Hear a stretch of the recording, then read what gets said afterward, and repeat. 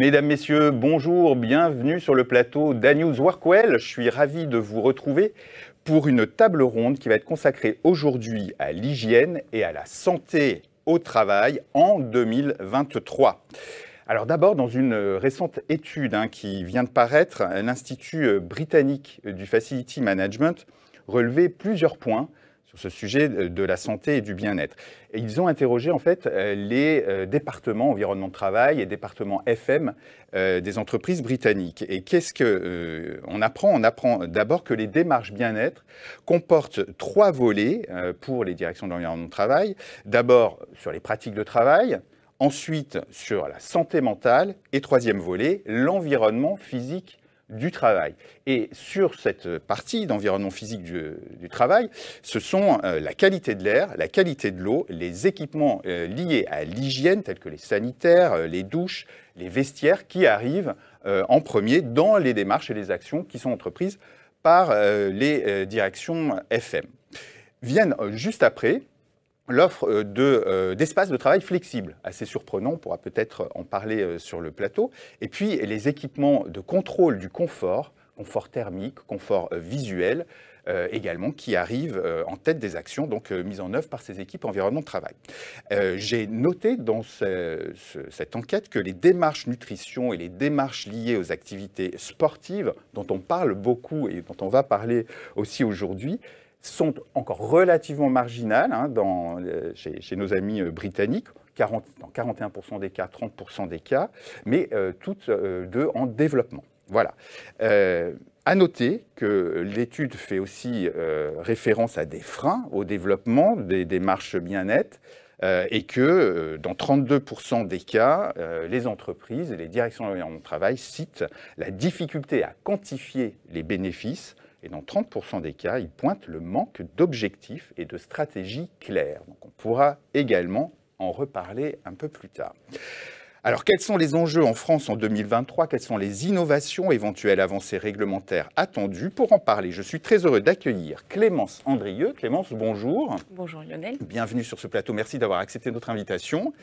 Clémence, donc, tu es responsable de la rédaction marché HSE aux éditions législative, partenaire d'Anews Workwell. Et donc aujourd'hui, tu vas nous parler des points réglementaires qui concernent la santé et l'hygiène au travail. Tout à fait.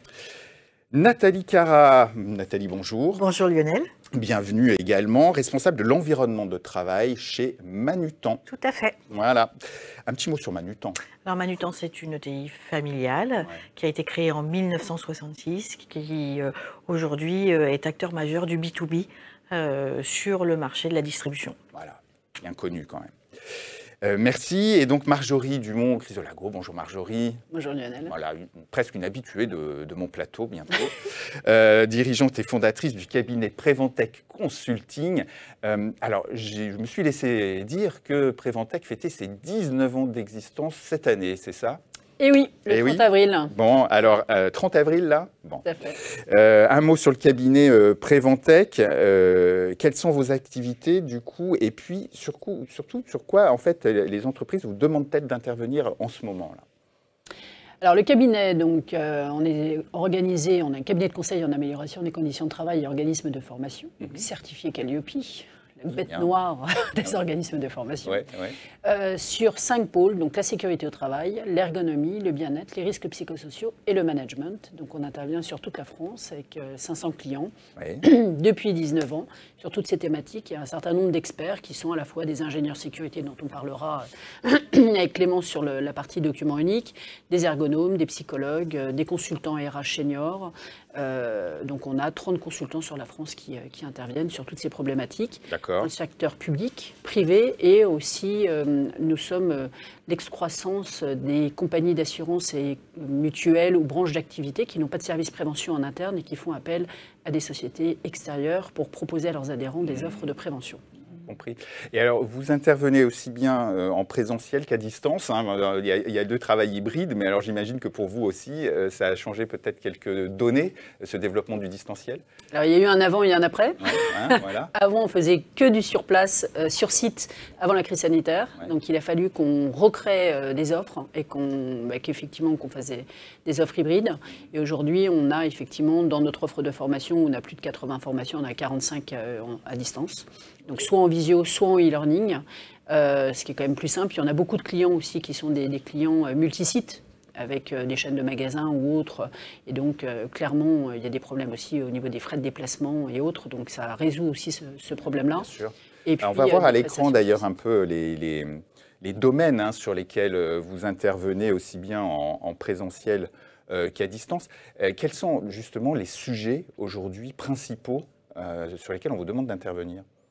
Alors, dans nos domaines, il faut effectivement être extrêmement agile parce qu'en 19 ans, l'évolution de la santé et de la sécurité au travail a énormément évolué. Aujourd'hui, les grandes thématiques depuis 3 ans qu'on nous demande sont principalement le harcèlement moral et ou sexuel. Donc avec la formation de référents, des enquêtes harcèlement, moral ou sexuel. C'est pas et, c'est et ou. De la formation des collaborateurs, des managers et sensibilisation de l'ensemble des populations. L'absentéisme. Parce que comme il y a une désertion professionnelle, on ne sait pas où sont les Français, les salariés français. Donc du coup, ceux qui sont sur site, ils ont une grosse surcharge de travail. Donc on fait beaucoup de diagnostics sur la surcharge de travail, des formations et des espaces de discussion avec du co-développement ou de l'analyse des pratiques professionnelles. Et donc beaucoup de problèmes d'absentéisme. Donc on fait des diagnostics quantitatifs, qualitatifs. RPS, c'est toujours un sujet, les risques psychosociaux? Nous, c'est 15-20% de l'activité. Hein. Avant, c'était 5% de l'activité, le département. Et aujourd'hui, sachant qu'on a doublé notre chiffre d'affaires, donc c'est 15% du double du chiffre d'affaires. Donc ça fait pratiquement 30%. Sécurité, donc avec des diagnostics. Documents uniques aussi. Alors, documents uniques, pendant la crise sanitaire, beaucoup, parce qu'il fallait effectivement intégrer les nouveaux risques liés à la Covid. Donc ça, c'était important. Mise à jour. Hein. Tout à fait. Donc les mises à jour, l'actualisation avec les nouveaux risques. Et puis, comme c'est une obligation légale, et on en parlera avec Clémence tout à l'heure, effectivement, c'est depuis 2001, les actualisations annuelles, la bête noire des responsables HSE en entreprise. Mais ça permet aussi de faire évoluer les choses. Et un bon document unique, ça permet d'avoir des bonnes fondations en sécurité et de faire évoluer aussi l'entreprise sur ses pratiques et de mettre en place des belles choses. On parlera de sécurité, on parlera de prévention aussi. Je sais que toutes vous êtes très conscientes de l'intérêt de mettre en place des démarches de prévention. Un mot sur l'ergonomie et les TMS, parce que j'en entends beaucoup parler avec le développement du télétravail. Est-ce qu'on vous demande d'intervenir de plus en plus sur ces sujets aussi? Il y a le sujet des risques psychosociaux, pendant la crise, mais effectivement les TMS, parce que des collaborateurs qui se retrouvent du jour au lendemain chez eux, qui ne sont pas forcément équipés, les entreprises ne donnent pas tous des forfaits pour acheter du matériel en télétravail. Les appartements ou maisons ne sont pas forcément adaptés non plus au télétravail. Et donc, les collaborateurs sont de mauvaise posture, mal équipés, et puis ne connaissent pas les règles. Et donc, nos ergonomes accompagnent effectivement les collaborateurs qui sont sur site, soit pour apprendre à régler leur poste de travail, même s'ils n'ont pas de moyens pour le faire avec des boîtes en carton, des boîtes de chaussures ou autres, mais surtout mettre en place des pauses actives, alterner les positions, avoir 2-3 positions différentes et autres, parce que la sédentarité, effectivement, génère des cancers. Et donc, c'est vraiment important de respecter un certain nombre de règles et d'accompagner surtout les collaborateurs, parce qu'il y a assez peu d'accompagnement, malheureusement, des collaborateurs. Donc là, vous faites, par exemple, un peu de sensibilisation à distance. Vous avez des vidéos, des formations. On a mis en place un certain nombre de vidéos qu'on a sur notre chaîne YouTube, mais après, on peut faire du sur-mesure aussi pour les collaborateurs, pour les entreprises, quel que soit leur secteur d'activité, donc que ce soit pour travailler chez soi ou travailler ailleurs d'ailleurs, pour les nomades, et donc de pouvoir les accompagner sur les différentes postures et organisations du travail. Parce que d'ailleurs sur ce sujet, alors je ne sais pas si Clémence saura nous dire, mais il y a toujours une interrogation sur l'extension de la responsabilité de l'employeur sur en fait la santé du collaborateur en télétravail, mais a priori, normalement, elle devrait être étendue, cette responsabilité. Oui, enfin, aujourd'hui, la législation ne le dit pas aussi clairement. On attend aussi quand même des jurisprudences là-dessus, mais en attendant, il y a plein de bonnes pratiques qui viennent d'être citées, qui peuvent être mises en place en fait. Oui, parce que ce seront des faisceaux d'indices. Si le jour où, s'il y a un problème, ça peut être des faisceaux d'indices de savoir que l'employeur a mis en place un certain nombre d'actions pour les personnes qui sont en télétravail, c'est ça? Tout à fait. De toute façon, comme dans le document unique, il y a les mesures préventives existantes. Avant d'étudier les situations de travail et les observations et d'interviewer les collaborateurs. Et plus l'employeur va mettre en place d'actions de prévention, et plus, déjà, moins il aura d'accidents, d'ATMP, et puis moins il aura de problèmes devant la loi si effectivement il y a problème ou accident. Très bien. Merci beaucoup, Marjorie. Alors, Clémence, du coup, on a parlé document unique et Marjorie y a fait référence. Il y a toujours, en fait, une actualité réglementaire avec le document unique, c'est l'avantage.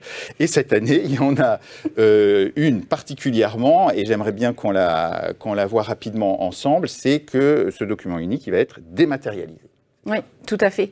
Et avant d'arriver à la dématérialisation, donc ces évolutions, elles viennent de la loi du 2 août 2021, donc la loi dite Santé au travail, qui a renforcé quand même le document unique et qui a rappelé aux entreprises que le but, c'était pas seulement d'évaluer les risques, mais c'est de les évaluer et de les prioriser pour définir des actions de prévention pertinentes. Donc ce qu'on disait à l'instant, la finalité, c'est bien la prévention. Et cette loi, elle a précisé vraiment le contenu de ce qu'on appelle le PAPRI Pacte, donc qui est en gros le programme d'action de prévention pour les entreprises de plus de 50 personnes.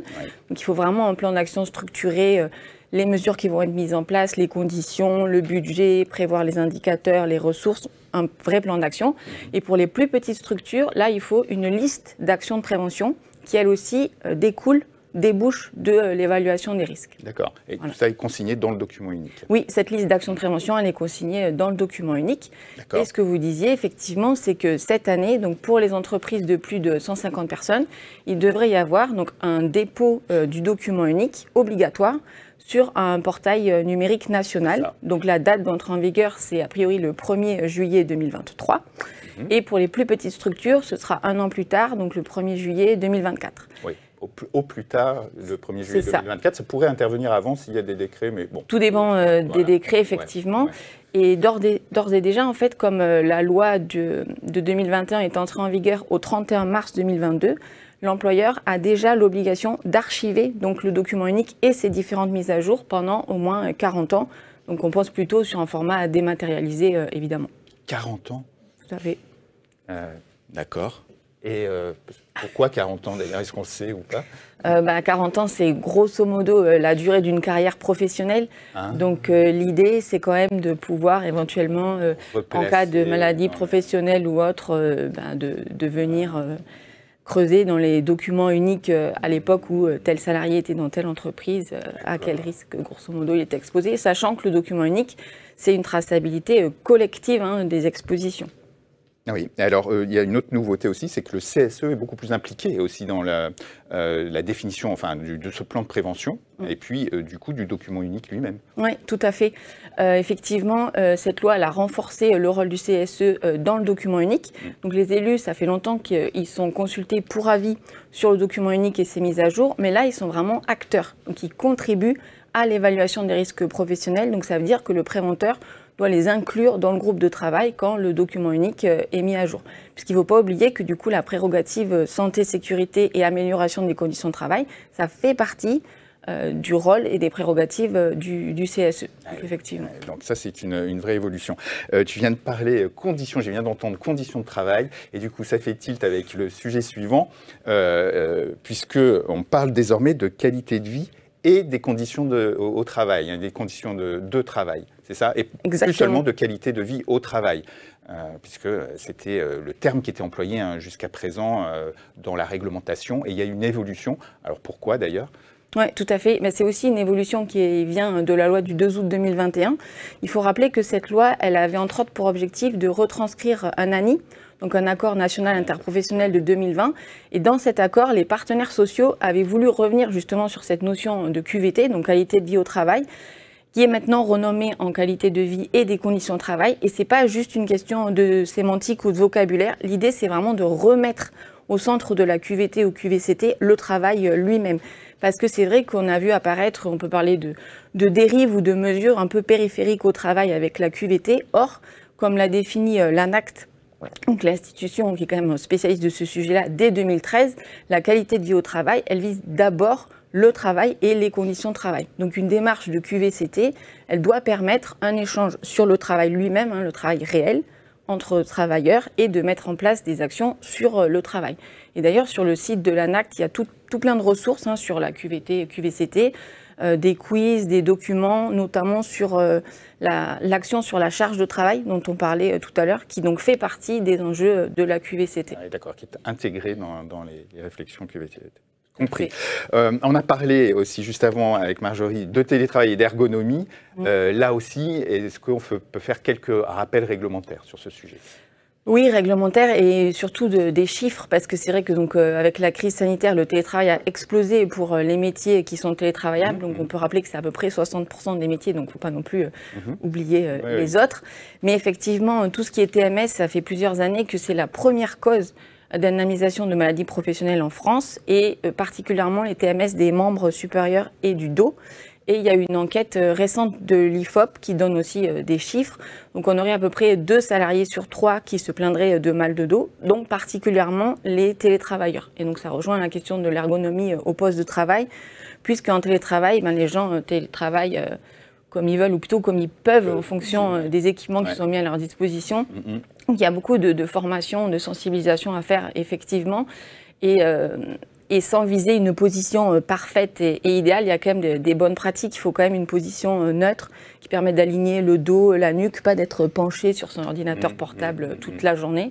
Donc il y a des choses à faire sur l'ergonomie au poste de travail, que ce soit dans les bureaux et en télétravail, effectivement. Alors le plus dur, c'est de s'en apercevoir, je trouve. C'est-à-dire qu'on peut avoir eu ces bonnes pratiques, avoir eu ces bons conseils, mais on ne se voit pas non plus au quotidien. Et donc je vois arriver des écrans, des chaises, des tables qui font bip bip ou qui émettent des couleurs particulières s'ils voient, avec des capteurs, s'ils voient qu'on est mal positionné. Ça peut être... Je ne sais pas ce que tu en penses, Marjorie. Tu as vu arriver, non? Oui, j'ai vu, mais ça coûte assez cher. Ça coûte assez cher. Donc, déjà, si les entreprises mettaient en place les sensibilisations, il y a un minimum de matériel et puis quelques bonnes pratiques, ça coûte quand même nettement moins cher. En plus, avec les visios, on peut le faire sur des gros volumes, donc avec des experts, avec des ergonomes. Donc, les capteurs, les exosquelettes, toutes ces bonnes pratiques, c'est très bien, mais effectivement, ça coûte très cher. Oui, je vois arriver aussi des équipements effectivement de protection individuelle qui ont des capteurs et qui permettent d'analyser les postures de la journée et de donner quelques conseils. Oui, j'ai vu arriver ça. Toujours sur ce télétravail, lutter contre la sédentarité. Il n'y a pas que les postures, il y a aussi la sédentarité. Marjorie faisait référence tout à l'heure. C'est le cancer du côlon. Cancer du côlon, voilà, c'est une des causes du cancer du côlon, donc il faut lutter contre la sédentarité. Tout à fait. Et en fait, comme c'est un concept quand même relativement nouveau pour les préventeurs et les responsables HSE, ça vaut le coup de vraiment rappeler ce qu'est la sédentarité. Il y a une brochure très bien faite de l'INRS qui date d'il y a quelques semaines. Donc les postures sédentaires, c'est vraiment une posture donc assise ou allongée, mais en position d'éveil, dans laquelle en fait on a une très faible dépense énergétique. Donc en termes d'unité, c'est inférieur à 1,5 mètres. Et cette position, elle dure dans le temps et elle a un caractère ininterrompu. Et donc là, on voit bien que finalement, dans les métiers tertiaires, ces 3 cases sont globalement pas mal coché, et que donc le travail induit des postures sédentaires. Et donc si c'est le travail qui provoque ça, mine de rien, ça devient un risque professionnel qui doit donc être évalué aussi dans le document unique, donc je reboucle avec tout à l'heure, évalué pour mettre en place des mesures de prévention. Et effectivement, il y a beaucoup de sensibilisation qui peut être faite sur ce sujet-là. Il y a aussi des choses à faire en termes équipement. On peut se dire que si le but c'est de couper les postures sédentaires, dans les salles de réunion, par exemple, on peut avoir des salles de réunion où on peut être soit assis, soit debout, mais c'est OK d'être debout et ça paraît pas complètement bizarre. Et quand même, il faut voir que dans l'idéal, les postures sédentaires, elles doivent pas durer plus de 5 heures par jour en cumulé. Et idéalement, on devrait vraiment se lever et bouger pendant 5 minutes toutes les demi-heures. Donc ça montre quand même le chemin qu'il y a à parcourir.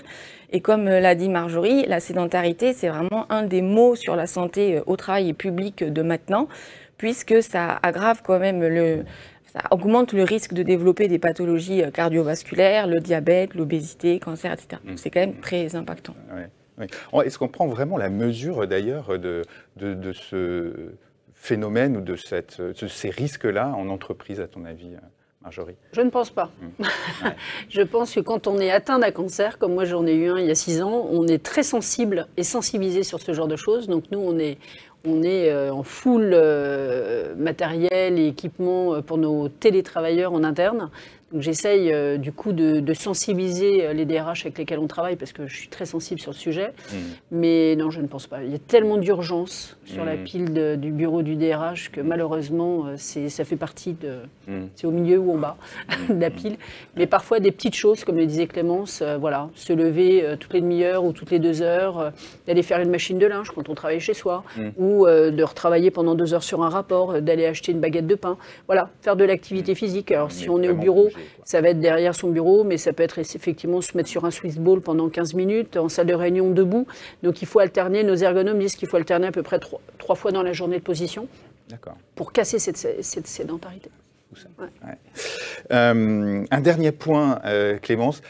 Bon, voilà, il ne vous a pas échappé qu'on parlait un peu pénibilité ces derniers temps avec une réforme qui est en cours. Donc, un petit point sur la pénibilité, voilà, un petit rappel. Oui, tout à fait. Je pense que ce sera l'occasion d'en reparler dans les prochains mois et prochaines semaines. Mais oui, c'est vrai qu'on se rappelle que il y avait eu d'abord le compte professionnel de pénibilité, donc le C3P, qui a évolué en 2017 en C2P, donc compte professionnel de la prévention.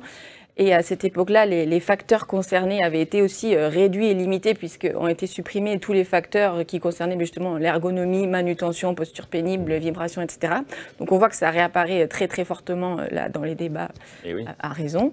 Et aujourd'hui, ce C2P qui est là pour les personnes exposées à certains facteurs, mais plutôt de rythme de travail, notamment travail de nuit, travail en équipe, il est quand même assez sous-utilisé.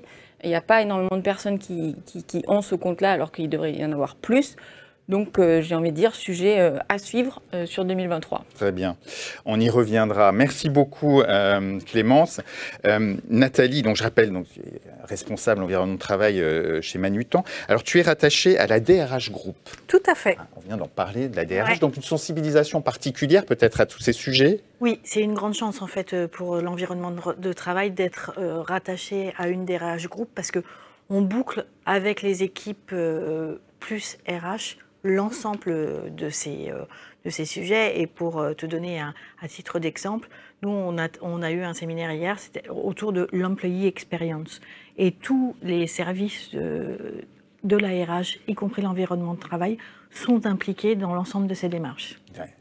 C'est quand même un avantage, en tout cas sur ces sujets-là. Juste avant de voir avec toi justement la dimension du périmètre de ton département et ensuite des actions qui sont mises en œuvre chez Manutan, je voulais rappeler que, Clémence, aux éditions législatives, vous éditez un guide, c'est ça, spécialisé qui s'appelle Solutions HSE, c'est ça? Oui, ce produit-là, il est 100% numérique et il permet effectivement de suivre les évolutions réglementaires et législatives, d'avoir des articles d'actualité, que ce soit réglementaires ou métiers, et d'avoir un certain nombre de fiches pratiques pour savoir comment mettre en œuvre la réglementation. Oui, important, très bien.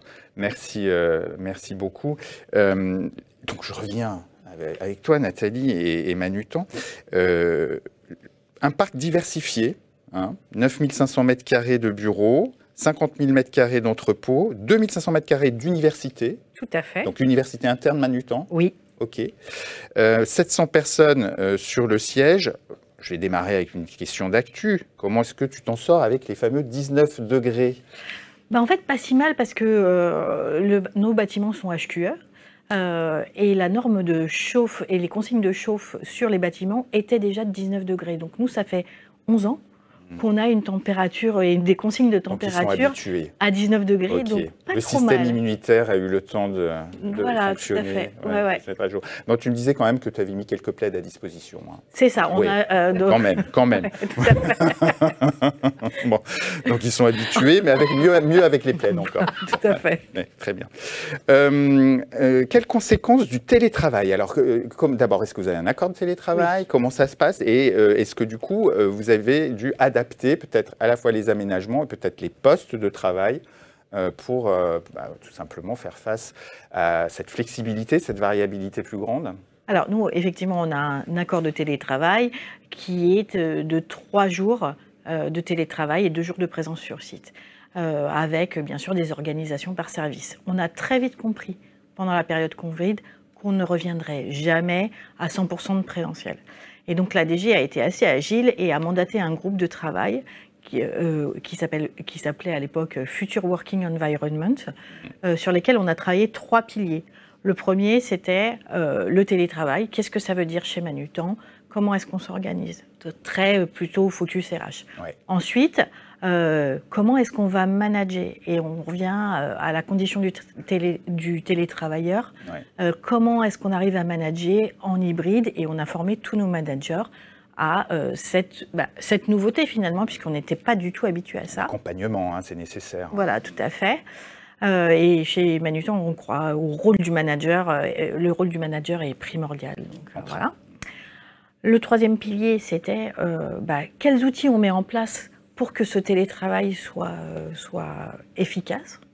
Et puis le dernier, c'était les aménagements. Et on revient au cœur du sujet. Oui. Donc on a travaillé et on s'est dit, les collaborateurs vont plus venir faire la même chose sur site que ce qu'ils venaient faire auparavant. Ils viennent pour échanger, pour avoir des interactions. Donc on a modélisé nos espaces de travail de façon à créer des espaces différents. On a créé 4 types d'espaces. Les espaces de travail classiques. On voit alors à l'écran, là, on a vu passer rapidement.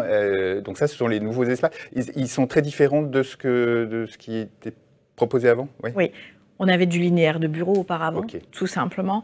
Avec le Flex Office, on a réussi à insérer des espaces alternatifs, comme des cabines de confidentialité, comme des espaces informels, comme des espaces de coworking où l'on peut travailler aussi bien debout que assis, de façon à créer le mouvement et à faire que le collaborateur se sente bien sur l'ensemble des travaux que l'on fait. Et là, je crois avoir d'ailleurs sur ce visuel des plateaux, enfin des tables qui sont pas toutes réglées à la même hauteur. Oui, alors chez Manutan, on a été très très précurseur, puisque depuis 2016, on installe sur tous les réaménagements que l'on fait des bureaux réglables en hauteur électriquement, ce qui permet vraiment d'adapter le poste de travail aux collaborateurs.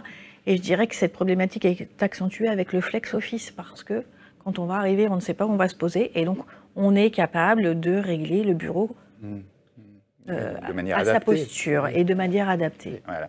Bon, donc on voit que sinon siège ergonomique, etc. Ouais.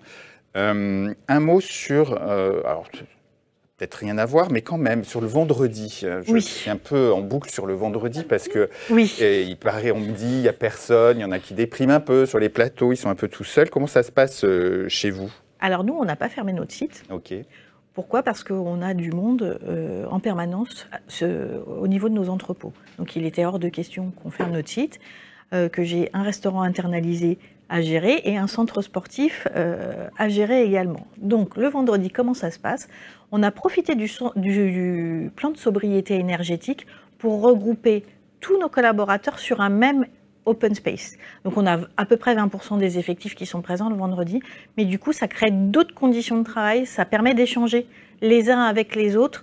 Il ne faut pas oublier qu'on a 9500 m² de bâtiments tertiaires, donc on n'est pas forcément en interaction les uns avec les autres.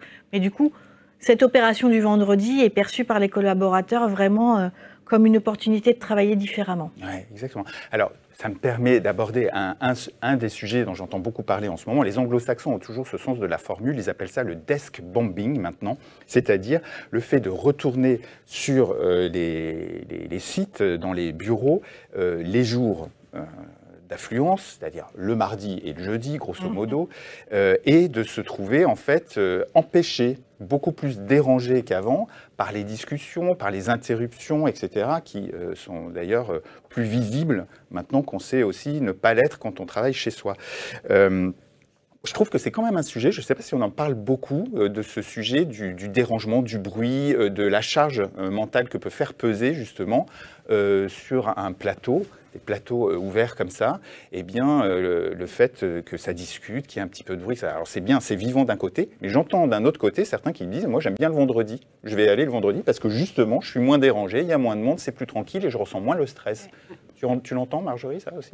En fait, le français n'est pas très bien, et pas très discipliné, contrairement aux pays nordiques. Les Nordiques, ils font pas de bruit, ils sont carrés, ils sont organisés, etc. Le français, c'est un latin, il aime parler, échanger, n'importe où, il fait pas forcément attention à ses voisins. Et forcément, quand on travaille, c'est dérangeant d'avoir quelqu'un soit qui discute avec un voisin, soit qui décroche son téléphone ou autre. Surtout que maintenant, avec le flex-office, les entreprises ont mis en place des espaces exprès pour pouvoir discuter à 2, à 3, à 4, ou des cabines téléphoniques isolées, etc. Et donc, ce qui manque, c'est un cadre. C'est comme dans tout, hein. C'est pareil à la maison avec les enfants, c'est le cadre. Et c'est vrai qu'il est impératif de mettre en place un cadre.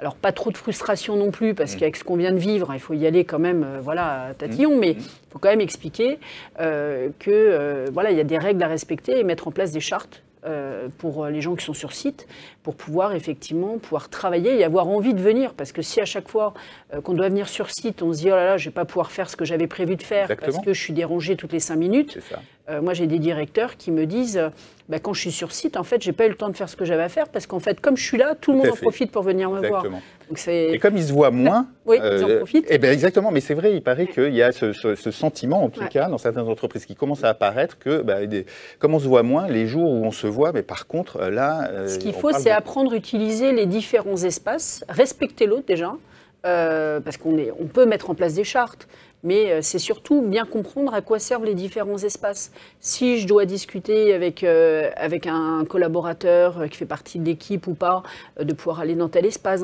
parce que parfois il y a des espaces qui ne sont pas du tout utilisés et qu'on met à disposition. Alors c'est vrai que les responsables environnement de travail se disent c'est dommage, on a investi, on a des belles choses, c'est pas utilisé. Et puis en plus ça dérange vraiment les gens qui sont sur les plateaux. C'est vrai. Nathalie, alors vous avez mis en place d'autres services liés à la santé, à l'hygiène. Oui. Alors par exemple, tu me dis, maintenant, je pense qu'il n'y en a plus besoin, mais pendant la période Covid, vous aviez une ligne dédiée d'aide psychologique qui a été utilisée. Très peu finalement. Ah ouais. On a mis en place au niveau européen, puisqu'on est implanté dans 17 pays avec 27 filiales, donc une aide d'aide psychologique pour nos collaborateurs. Elle a été vraiment très peu utilisée parce qu'il y a cette peur, je pense, du français de faire part de ses peines. Ah oui. Mais au-delà de ça, nos managers, on a formé nos managers pour détecter les cas qui pourraient poser problème. Et en période de Covid, ce qu'on a permis aussi, même si on était bien sûr à 100% en télétravail, sur les cas où on sentait qu'il y avait une faiblesse psychologique, de leur permettre de revenir sur site de façon à ne plus être autant isolés. Oui, très bien. Alors tu parlais tout à l'heure, Marjorie, de ces espaces variés. On va en voir à l'écran ici, par exemple, avec ces bulles que vous mettez à disposition. Elles sont utilisées. Qu'est-ce qui est important? J'entends souvent dire il faut qu'elles soient pas réservables. Elles ne sont pas réservables. Ah bah voilà. Ouais. Parce que sinon, on a des collaborateurs qui viennent sur site et qui la réservent pendant une journée. Et du coup, on perd les fonctionnalités justement recherchées. Donc vraiment, aujourd'hui, c'est à l'environnement de travail de s'adapter, d'observer et de voir effectivement les espaces qui marchent, les espaces qui ne marchent pas. Et les espaces qui ne marchent pas, on les transforme, on les adapte de façon vraiment à répondre aux besoins du collaborateur au quotidien, et c'est cette véritable gymnastique qui est nouvelle et qui nous fait sortir de nos sentiers battus et qui est palpitante, je dirais. Est-ce qu'on se réclame des espaces dits de tranquillité, de retrait, de silence, je ne sais pas? Oui, alors, espace de sieste. On nous réclame des espaces de sieste, donc on est en train de réfléchir à réadapter un lieu pour mettre des bulles où on est capable de faire une sieste, et des endroits de silence, c'est hyper important. Parce que lorsqu'on est dans un open space toute la journée, on a besoin parfois de travailler sur un dossier et de s'isoler. Et donc ces cabines sont principalement faites pour ça. On en a différentes tailles, des solos, des duos, des quattros. Donc vraiment, on a mis en place différents dispositifs pour permettre justement, comme Marjorie le disait, les jours où on est sur site, de pouvoir aussi avoir la possibilité de s'isoler, même si je pense que vraiment quand on vient sur site, et ça on l'a beaucoup observé chez Manutan, on vient pour échanger. oui, et pour faire la sieste apparemment. Mais non, je plaisante. Est-ce que...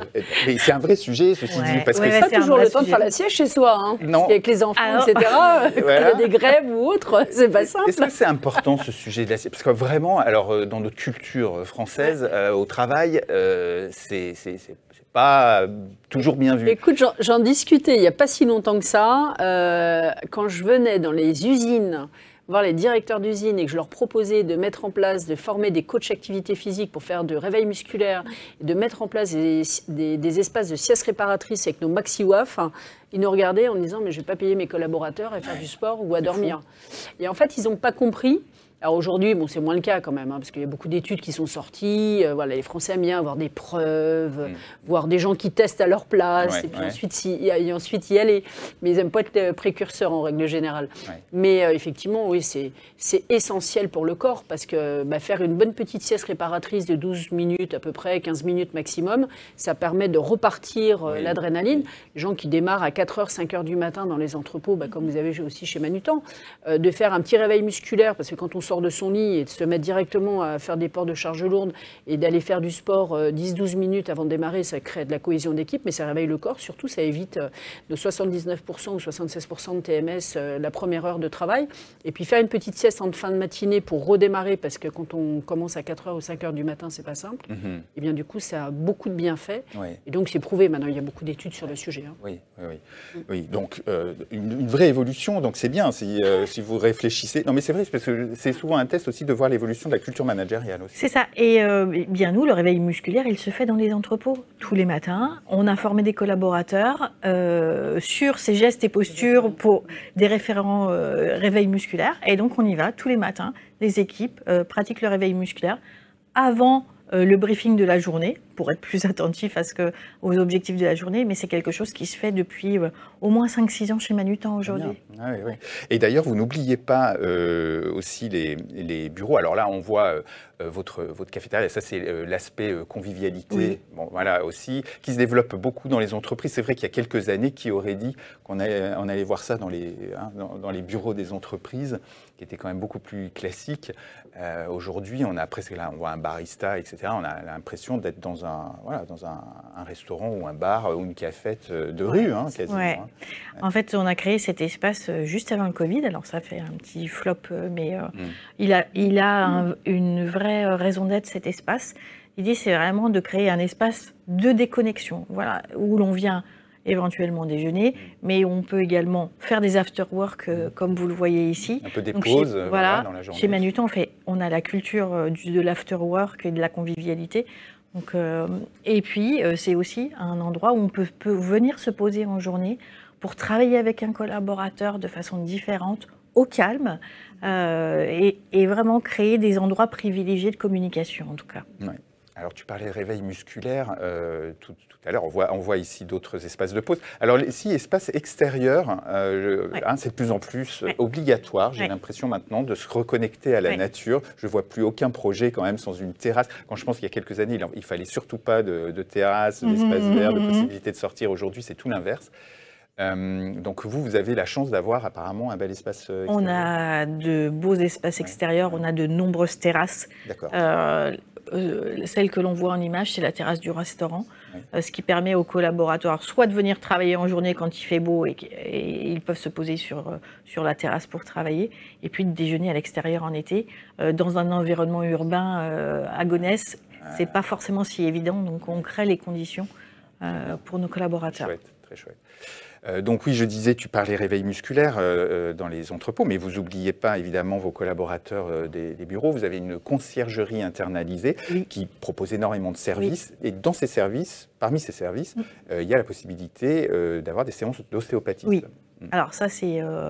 J'y tiens beaucoup, parce que l'ostéopathie permet de régler les maux de dos notamment.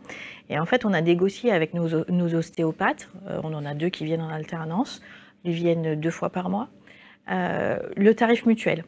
Donc, c'est-à-dire que n'importe quel collaborateur de l'entreprise peut accéder à 3 séances d'ostéopathie gratuitement, je dirais, puisqu'elles sont remboursées par la mutuelle. Et ça, c'est un geste c'est un geste symbolique et efficace, je dirais, pour permettre de travailler tous les maux de dos, etc. Et c'est bien utilisé par... Oui, les plannings sont pleins. Ouais. D'accord. Ouais, tout à fait. Oui. Et par toutes les populations, parce que souvent, on se dit, finalement, ce sont plutôt les populations tertiaires qui accèdent à ce type de service. Mais en fait, chez nous, l'ensemble des catégories socio-professionnelles prennent rendez-vous chez notre ostéopathe. Ah oui, Ouais. C'est pas une manière quand même aussi de faire de la prévention, justement, de pouvoir offrir cette séance d'ostéopathie ici? Nous, on le fait depuis 12 ans, où on a effectivement des kinés, des ostéopathes qui vont dans les entreprises. Ça fait partie de l'offre bien-être sur les 45 ateliers. On va en entreprise de façon régulière, parce que faire un coup de poing pendant la semaine de la QVT au mois de juin, c'est bien, mais ça permet de découvrir des techniques, mais en tout cas, ça n'a pas d'effet sur le corps. Juste passer une bonne journée entre collègues. Mais effectivement, quand c'est régulier, comme ils le font chez Manutan, c'est effectivement très efficace. Oui, il faut que ce soit régulier. Voilà, c'est comme le réveil musculaire, quand vous le faites tous les jours, hormis le fait que ça fasse beaucoup de bien au corps et que dès la première semaine, les collaborateurs sentent les bienfaits, il y a aussi c'est leur moment en fait, c'est un moment de cohésion d'équipe où on est entre nous, la direction nous offre un moment de cohésion et ça aussi c'est important pour le moral. Ouais. Alors je parlais aussi tout à l'heure de nutrition. Oui. Vous avez un restaurant interne. Oui. Qu'est-ce qu'on vous demande, sur quel domaine vous faites attention particulièrement? Je sais que voilà, il y a de plus en plus de demandes autour d'aliments sains, d'avoir des régimes équilibrés. Voilà. Est-ce que c'est une demande? Oui, c'est une demande. Alors, il faut savoir que le restaurant n'a pas été posé à côté du projet Manutan. Il fait partie intégrante de la stratégie Entreprendre pour un monde meilleur de notre entreprise. D'accord? Donc, on a choisi justement d'internaliser notre restaurant. Donc, on a une brigade de 10 personnes qui travaillent au quotidien pour nos salariés, avec des plats végétariens tous les jours, de façon à répondre à l'ensemble des demandes qui émergent aujourd'hui. Et effectivement, on a de plus en plus de collaborateurs qui ne consomment pas de viande ou de poisson. Et donc, on a dû adapter notre offre à ces nouvelles tendances.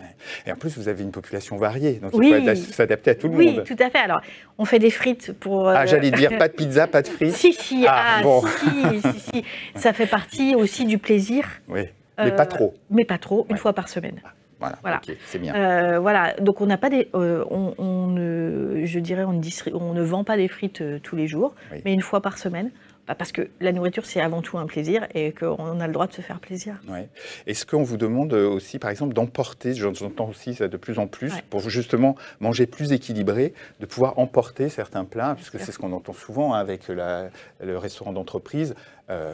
D'abord, il y a une politique tarifaire avantageuse, j'imagine. 3,60 € entrée, plat, dessert. Donc ça, c'est quand même exceptionnel. Et en plus, c'est plus équilibré, c'est plus sain, c'est plus varié. Donc, possibilité aussi d'emporter? Alors, on a développé une vente à emporter pendant le Covid, d'accord? Parce que nos collaborateurs venaient très peu sur site, donc on a développé, on s'est testé en fait. C'était vraiment une période de test. Aujourd'hui, oui, on souhaite développer une vente à emporter avec le surplus qui a été produit par notre restaurant, en le mettant sous vide et en permettant aux collaborateurs de l'emporter lorsqu'il est en télétravail ou lorsque le soir il sort du sport et qu'il n'a pas envie de faire à manger. Donc on est en train de développer effectivement toute cette offre pour répondre à une demande qui est croissante. Oui, c'est tout à fait ça. Alors je ne sais pas si Marjorie, tu l'as identifié, mais j'ai le sentiment que ça, c'est un domaine sur lequel il y a aussi avant et après Covid. On a l'impression que pendant la période Covid, on a fait plus attention à ce qu'on mangeait, à la nutrition. Alors, il y a aussi le local, voilà. On parle d'ailleurs plus de local que de bio, etc. Les produits de saison, etc. Et j'ai l'impression que ça, c'est revenu aussi dans l'entreprise avec le retour au bureau, retour au travail. Cette attention particulière sur l'équilibre alimentaire. Je ne sais pas si tu l'as on a dans la partie bien-être, on a aussi des nutritionnistes et qui font beaucoup d'ateliers, de formations sur effectivement comment manger équilibré, etc. Mais on a constaté pendant la période Covid, nos propres collaborateurs, qui sont des nomades, nos consultants, nous ont dit qu'ils avaient beaucoup apprécié de pouvoir être plus chez eux pour manger mieux. Et puis manger des sandwichs ou manger à l'hôtel, etc. Et de pouvoir manger chez eux des petits plats équilibrés. Ah oui. Donc c'est effectivement, Oui. on a vu les lignes s'affiner. C'est ça, très bien. Alors, autre sujet d'ailleurs, peut-être qui s'est développé pendant cette période-là, c'est l'attention à la pratique sportive. Je trouve que ça aussi, c'est revenu dans l'entreprise en disant, j'avais pris quelques habitudes saines, justement, pendant cette période, et comment je la poursuis finalement en entreprise, et qu'est-ce que vous proposez sur ce domaine-là? Nous, on a la chance d'avoir un centre sportif que l'on peut on va apercevoir ici en image. Donc, ce centre sportif, on ne l'a pas créé après le Covid, il a été créé en même temps que le site en 2011. Oui. Donc, c'était un véritable atout. Et ça permet à nos collaborateurs, justement, d'éviter la sédentarité. Ouais. Donc, notre centre sportif, il est ouvert entre 7h30 et 21h, avec des activités sportives encadrées par des coachs, et ils permettent aux collaborateurs de développer leur concentration, de développer leur esprit d'équipe, de travailler l'endurance.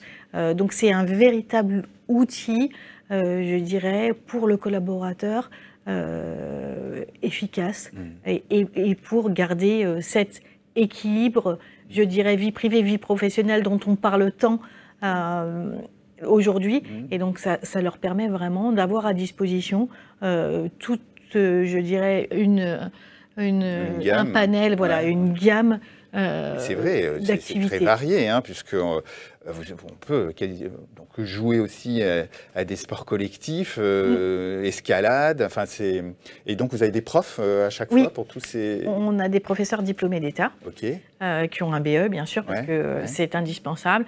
Et donc en fonction des jours, on a des activités prédéfinies avec des plannings. Et donc avec le développement du télétravail, etc., ça pose pas justement un problème de présence, absence? Je vois par exemple les sports collectifs. Faut que tout le monde soit là en même temps. On a eu très peur parce que quand on gère un centre sportif en interne, on se dit voilà, on est frileux. Et en fait, on n'a jamais eu autant de fréquentation sur le centre sportif et sur le restaurant qu'aujourd'hui. Parce que les collaborateurs, en fait, calent leur jour de présence sur site en fonction des activités sportives qui sont pratiquées. Donc vraiment, c'est un renversement d'une tendance très impressionnante. Et on s'aperçoit aussi que les activités connexes au travail ont pris énormément d'importance. Et donc voilà, il y a un équilibre qui se fait très naturellement, mais qui nous permet d'animer un centre sportif comme celui-ci. Excellent. D'ailleurs, vous avez une université, on en parlait, Jean-Marie, tout à l'heure. Donc, cette université, qu'est-ce qu'elle propose au-delà des activités sportives? Alors, elle propose deux types d'activités. Bien sûr, les formations qui sont nécessaires au développement du business de l'entreprise. Donc, formation classique. Pour vous donner un exemple, tous nos managers, on parlait de l'importance du manager chez Manutan. Tout manager qui entre chez Manutan est formé 8 jours. 4 jours sur quel est le rôle du manager chez Manutan, parce qu'on y croit beaucoup, et 4 jours sur les process et sur l'amélioration continue. Donc ça, c'est un de nos programmes, je dirais, phares de l'université. Et puis à côté, on a des programmes d'activités qui sont bien entendu effectuées hors temps de travail, mais on a une activité de chorale, on a une activité d'art plastique. Avant le Covid, on avait une activité d'art culinaire qui permet aux collaborateurs d'accéder à des activités qu'ils n'auraient pas forcément l'occasion de faire en dehors du travail. Oui, parce que c'était une question, je me disais, mais pourquoi avoir développé aussi toutes ces activités, donc effectivement, chorale, art plastique, art culinaire, sur site, finalement, oui, tout à fait. Voilà, et de proposer aux salariés. L'idée, c'est quoi? C'est qu'ils puissent ouvrir leur chakra, qu'ils puissent faire aussi un peu de travail collectif. Alors, principalement, ouvrir le champ des possibles, en tout cas. Parce que trouver, par exemple, des cours d'art culinaire à l'extérieur, c'est pas forcément évident et ça a un coût. Aujourd'hui, pour vous donner un petit exemple, l'accès à l'université et aux activités est de 50 € par an. Donc c'est vraiment une somme symbolique, mais ça permet aux collaborateurs finalement d'accéder à des activités de façon assez simple. Une action sociale aussi. Hein. Oui, tout à fait, tout à fait. Compris. En matière d'hygiène aussi, je sais que, alors on va voir, tiens d'ailleurs, c'est notre salle de musique. La fameuse salle de musique. Voilà, donc ça fonctionne, mais j'en vois de plus en plus des salles de musique dans les entreprises. Donc l'envie aussi, finalement, d'avoir une vie tout court sur les sites de travail. Mais c'est important, ça aussi, Marjorie, finalement, de ne pas identifier forcément le lieu de travail comme uniquement du coup, ça donne envie de revenir sur site. Ouais. Parce que quand on a l'habitude d'être avec tel et tel collaborateur parce qu'on a créé un groupe ou parce qu'on est complémentaire sur le sport ou pour faire une activité sportive ou musique, donc c'est clair que ça donne envie de revenir avec telle et telle personne. Et puis la musicothérapie, nous on a développé un protocole récemment avec une consultante senior qui a ramené un protocole d'Angleterre sur la musicothérapie et c'est très très bon pour la gestion du stress. Comme tous les arts d'ailleurs, le dessin, la peinture, etc.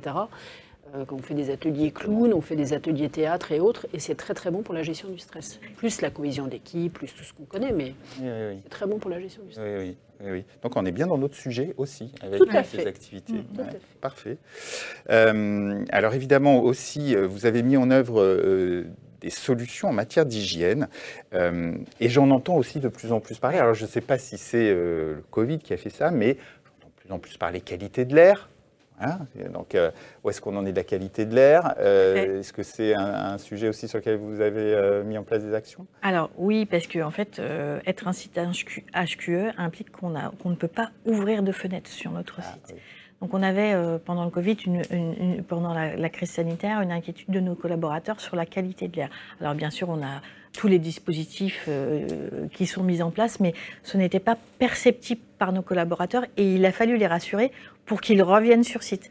Donc on a travaillé avec le CSE et on a installé avec une start-up qui s'appelle Merci Yanis, qu'on connaît bien, voilà, des capteurs de CO2 qui nous permettent de mesurer la qualité d'air en permanence. D'accord. Donc c'est quoi? C'est CO2, etc. C'est CO2 principalement. Principalement CO2, d'accord, ok. Parce qu'on avait des normes en fait à imposer dans le protocole sanitaire. Ouais, d'accord. Est-ce qu'on vous demande des choses liées justement au virus, aux particules fines, je ne sais pas, non? Pas tant que ça, non. Okay. Non. C'est vraiment CO2. Ouais. Ok.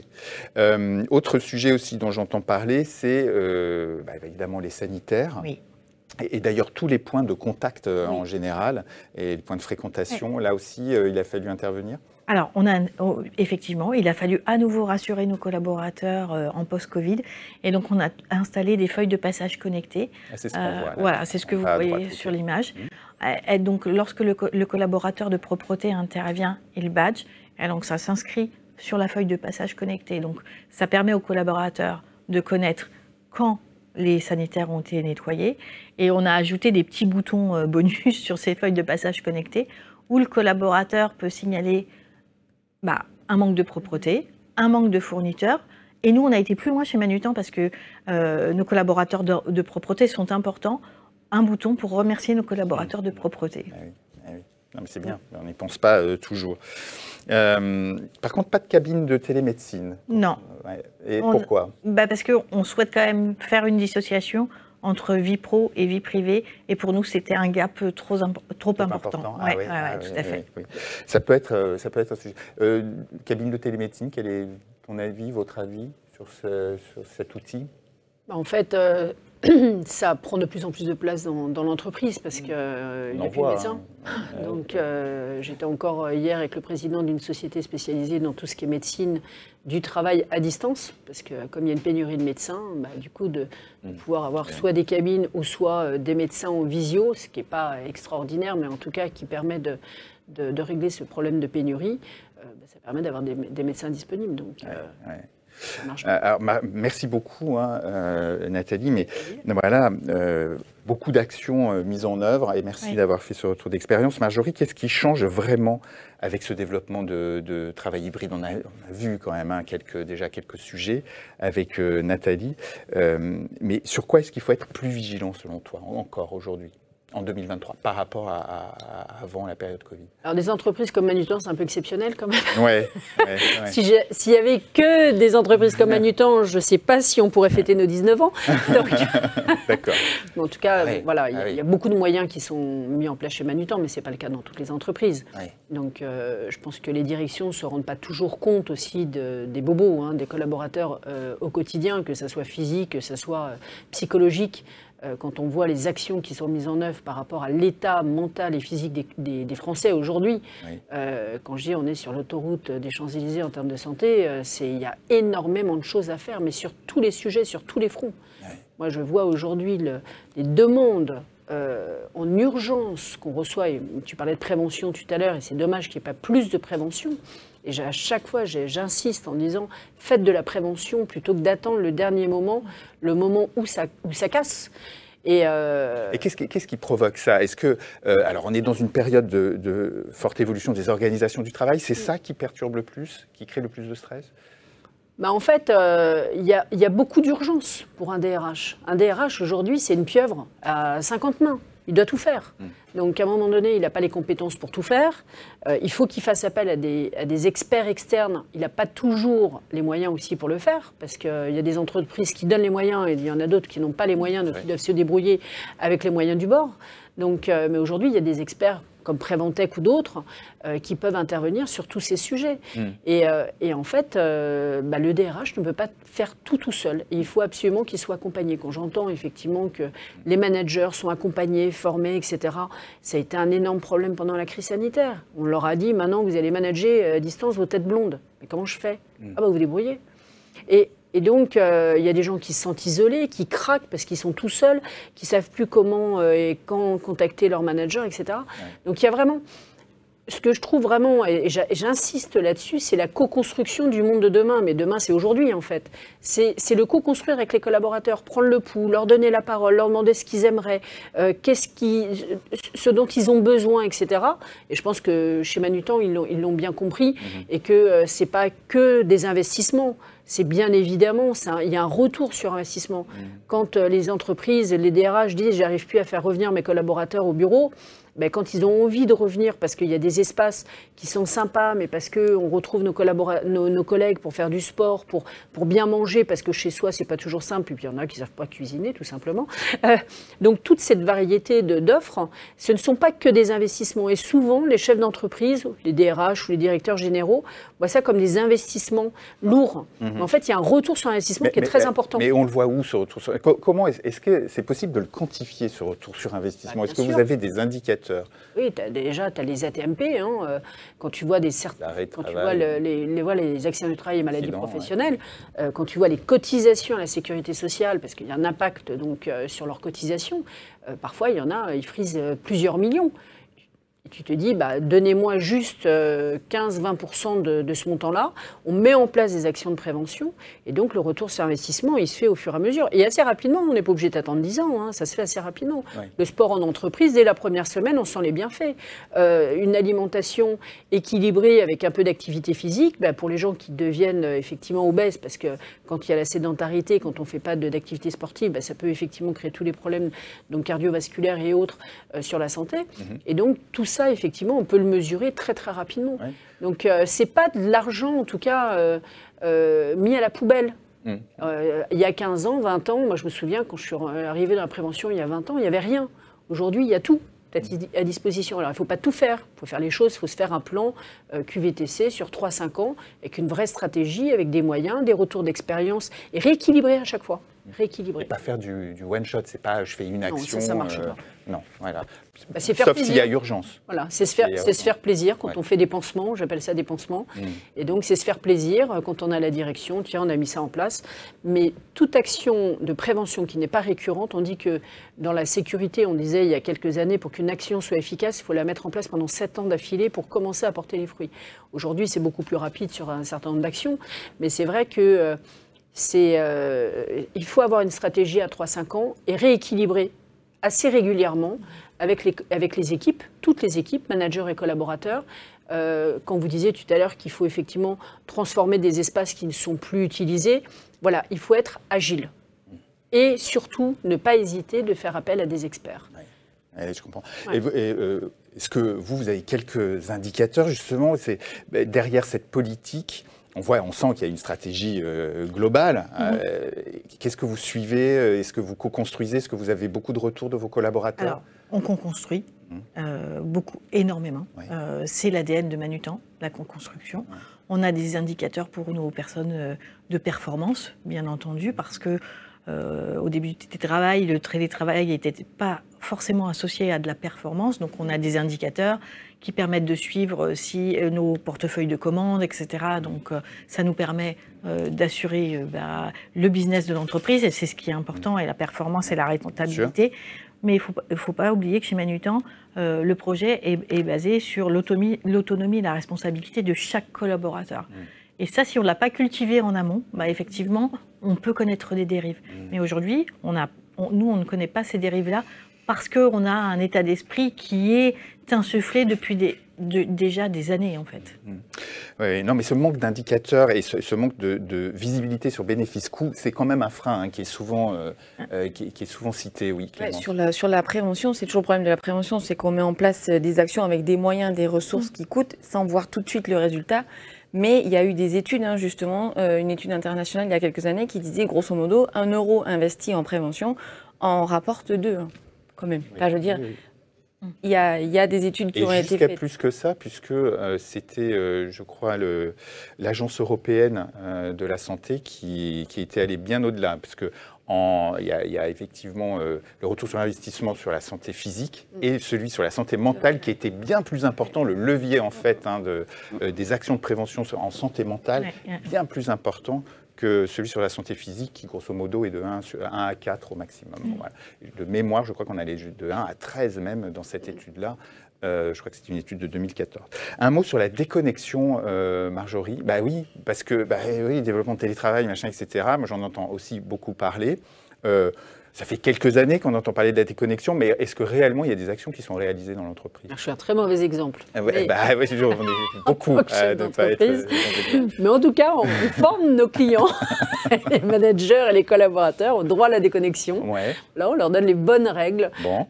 Mais effectivement, comme on le disait tout à l'heure, comme les personnes qui discutent sur les plateaux, etc., c'est la même chose. C'est la mise en place d'un cadre.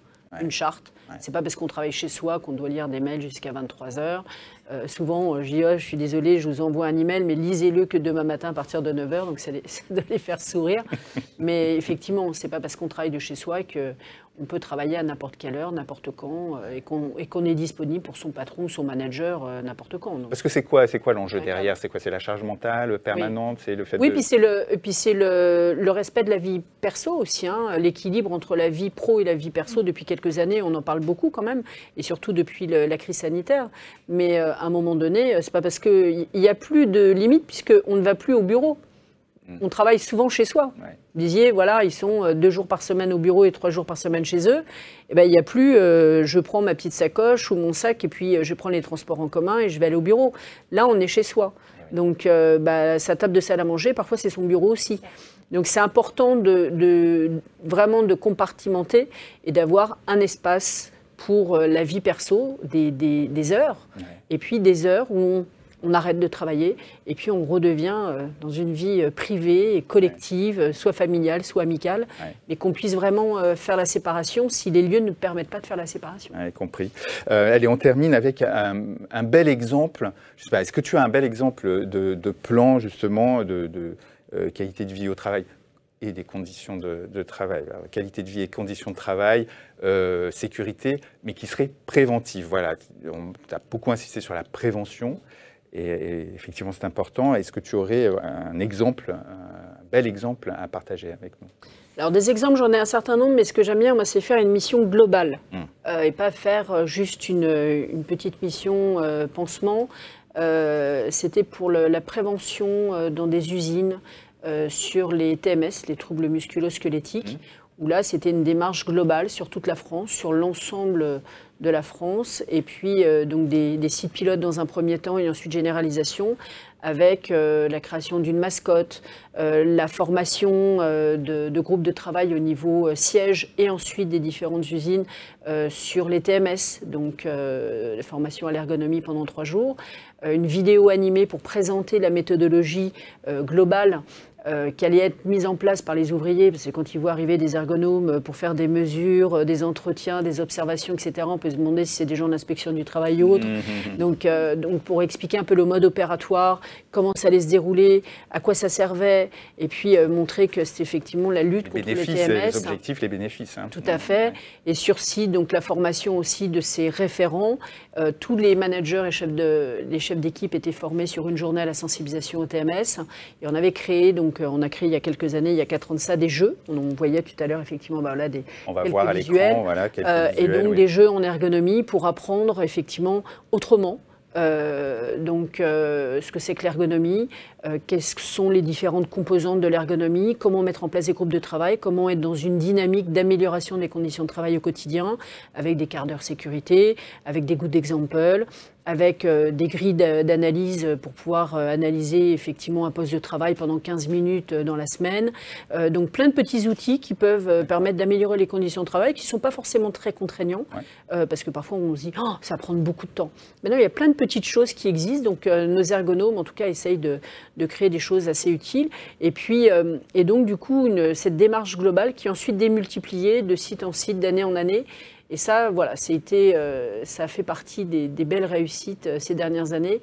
Donc avoir un projet à 3-5 ans, évolutif, mais avec des choses construites, avec des vrais outils et la formation des équipes en interne au fur et à mesure. Ouais. Très chouette. Alors, pour terminer, je précise aussi que sur votre site internet, eh bien, vous avez également une chaîne YouTube. On peut accéder à une chaîne YouTube où vous mettez en ligne plein de vidéos, hein, donc on va voir à l'écran sur la nutrition, pour protéger ses cervicales, comment protéger ses membres supérieurs, voilà, plein de petites vidéos comme ça, accessibles. Oui, tout à fait. En fait, alors soit un client a un projet particulier, il nous demande de faire un projet sur mesure, donc on fait beaucoup de projets sur mesure. On a comme tout le monde plaquettes corporate, catalogue, etc. pour montrer ce qu'on fait, mais on fait surtout du sur mesure chez Préventec. Et donc notre chargé de communication donc organise avec nos différents experts, parce que 30 experts dans des domaines d'activité quand même très différents, fait des petites vidéos d'1 ou 2 minutes sur des thématiques actuelles et rend disponible sur notre chaîne YouTube toutes ces petites vidéos qui sont très consultées d'ailleurs. Ouais, donc voilà. Ouais, très chouette. Bravo et merci beaucoup pour ce partage. Eh bien, écoutez, mesdames, merci, hein, puisque c'est sur ces paroles que nous allons conclure notre table ronde. Merci à vous 3 pour avoir partagé toutes ces expériences et ces expertises. C'était un plaisir de vous recevoir. Merci. Voilà. Merci à vous de nous avoir suivis. Je vous donne rendez-vous donc très vite pour une prochaine table ronde où nous parlerons du Workspace 2030. Voilà, est-ce que nous travaillerons tous dans le métaverse, en flex, en hybride, en coworking, que sais-je encore? Ce sera le débat du mois de mars. D'ici là, portez-vous bien. À bientôt.